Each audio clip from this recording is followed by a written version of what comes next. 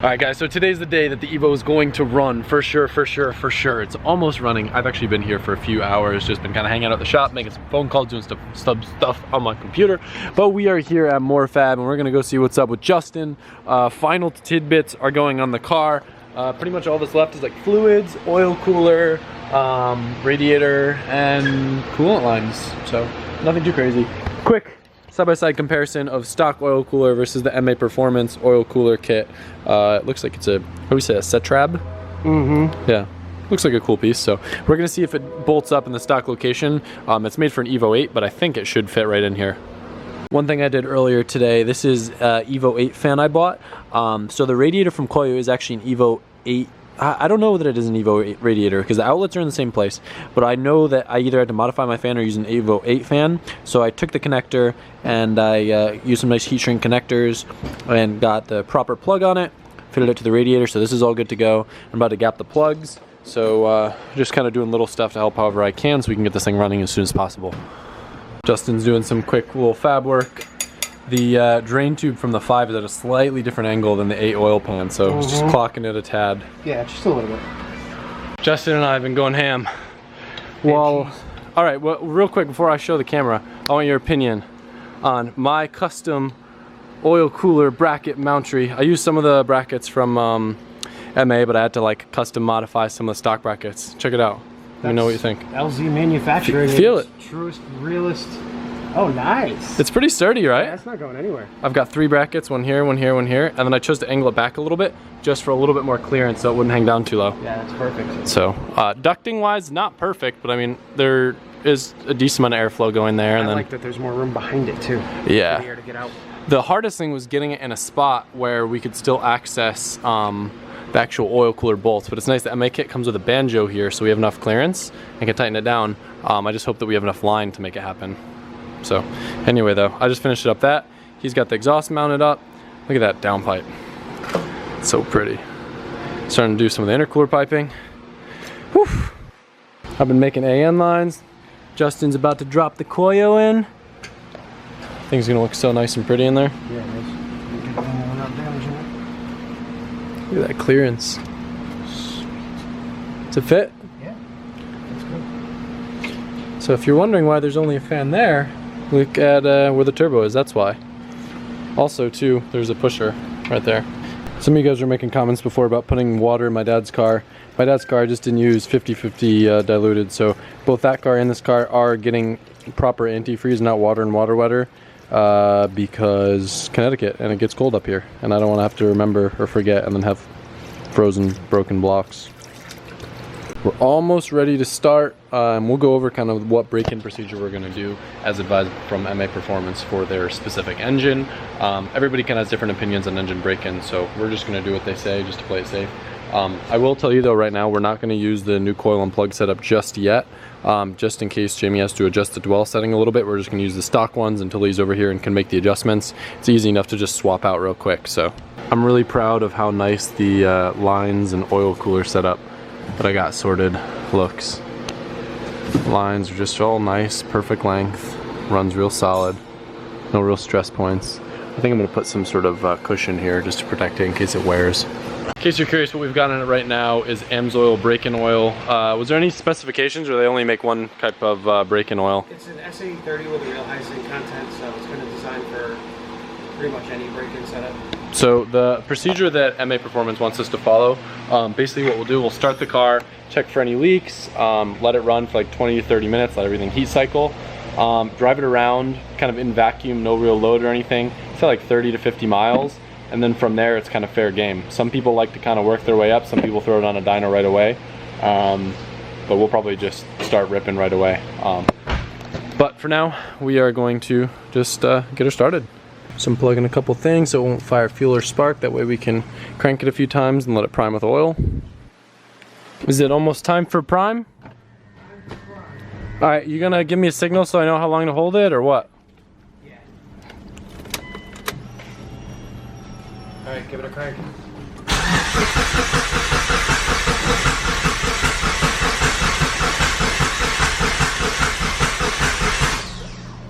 I don't want to kill the starter. I'm cranking again.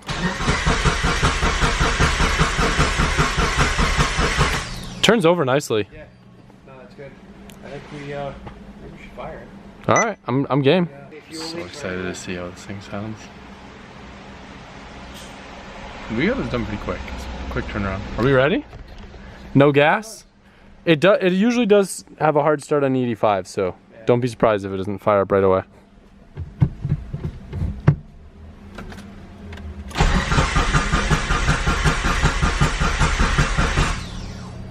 Wants to. Does it? Yeah. I'll let it prime again. We got fuel pressure? Yeah. Almost. Yeah, that's normal. Yeah. All right. She ready? Yeah. There she goes.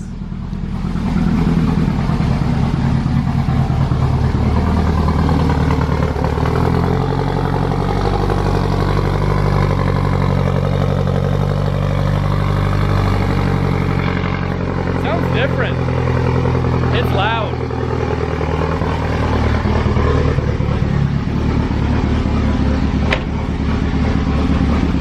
Checking for leaks. It's not that vibrating.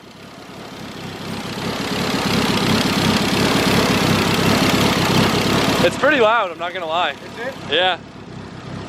You're gonna listen to it. You got a nice little chop.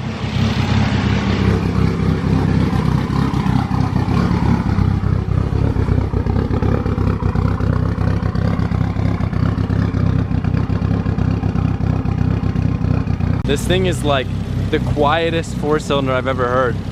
It's like it's a new engine or something. I think so. We need to put a glass of water on the valve cover so they can see. Yeah, or right there. Yeah. Do I have a cup of water here to show you guys? Now that the oil cooler is full, we added a little bit more oil. See if she starts right up.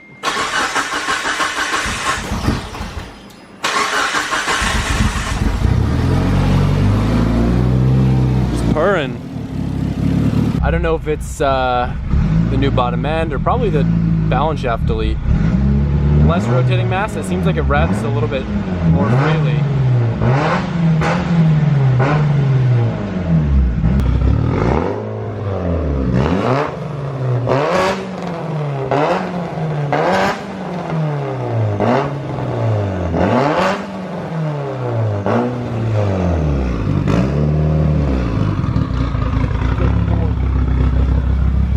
One thing I've learned after many SR problems is to instantly radiator pressure test any new engine setup, any new build when you've been messing with lines and stuff.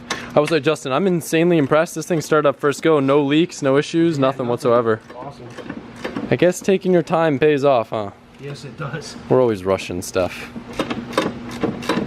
All right, so we are losing a little bit of pressure. I don't know if that's natural from it cooling down or if there's a leak somewhere, but we'll see drips underneath if that's so. Looks like I jinxed you, guy. At least it's a super easy one to fix.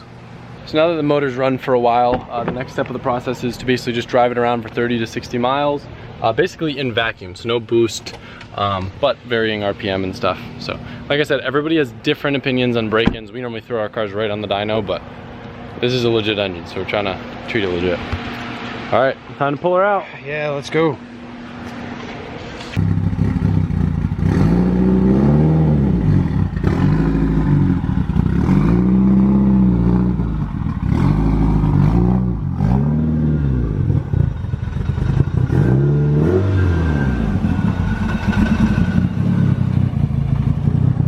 So initial impressions, like I said, we're just kind of driving in vacuum, but I can tell the thing wants to build boost. Like I tapped it just a little bit in fourth, and it made like 4 pounds of boost. So I definitely think it's a little bit more spool happy. I don't know if that's an exhaust slash manifold thing, because we have less restriction now, especially with the exhaust setup. But maybe the half point of compression, I don't know. I noticed though, it's definitely a lot rev happier. Like it freely revs a little bit more. So when I was coming up to the stoplight, it was a lot easier to rev match.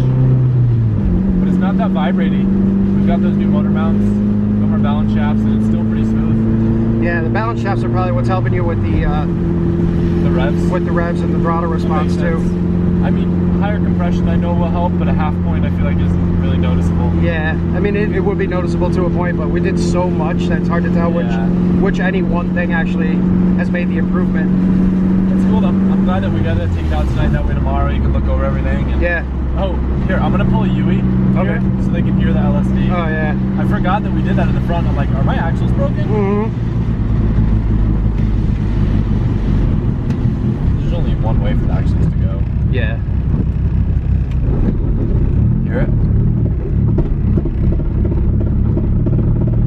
So that's for sure normal. Mm-hmm. That's for sure normal until everything gets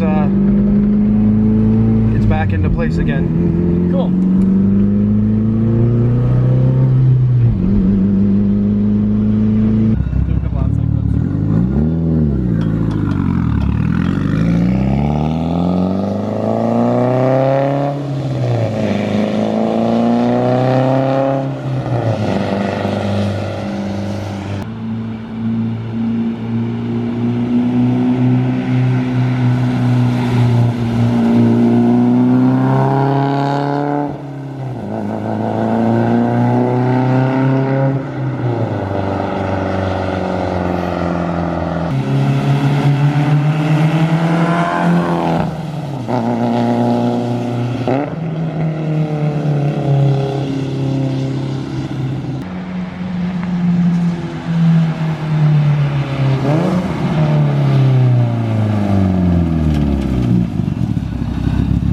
I can't drive over curbs with this like I can with the truck. No, not a good idea. Not a good idea. Especially with that new oil cooler. Do you think that I should wait till we change the oil to start doing launches and two-step? Yeah, absolutely.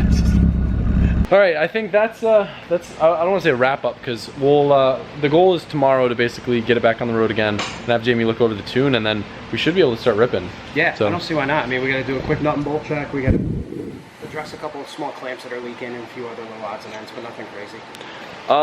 I don't really see a need to throw this car on the dyno right away. I don't think it's really going to make more power since it's still the same turbo, and there's not really a lot of all-wheel drive dynos around here, so maybe in the future we'll throw it back on the dyno just for the hell of it to see the difference. But I think more or less we'll probably just street tune it tomorrow, make sure everything's all good. But good work, dude. Yeah, thank you very much. Yeah, for sure. I'm very happy with how everything's coming out, and I'm stoked to get this car back tomorrow. So. Yeah. Anyway, Justin has been uploading some videos of the car and the process and everything, so if you guys want to check it out, it's just more fab. And yeah, you should be moving to your new shop soon, right? Hopefully this weekend. Cool. Yeah. Cool. So anyway, guys, I hope you're as excited as we are, and I guess that about wraps up today's video. Speaking of excitement, yeah, we don't seem excited because we are both exhausted. It's late. What is it? Is it 1 a.m.? Something like that? 1:20. Okay. Yep. Yeah. And then I've got this 1 hour drive home, and man, it gets rad. It's sick. I bombed that truck. I mean, technically I probably could take this home and put some braking miles on it, but fresh build. I purposely didn't get dropped off today because I was like, I'd rather just have the car sit, heat cycle, go through it, than drive it home and have a line bust off or something weird. So anyway, thank you guys for watching.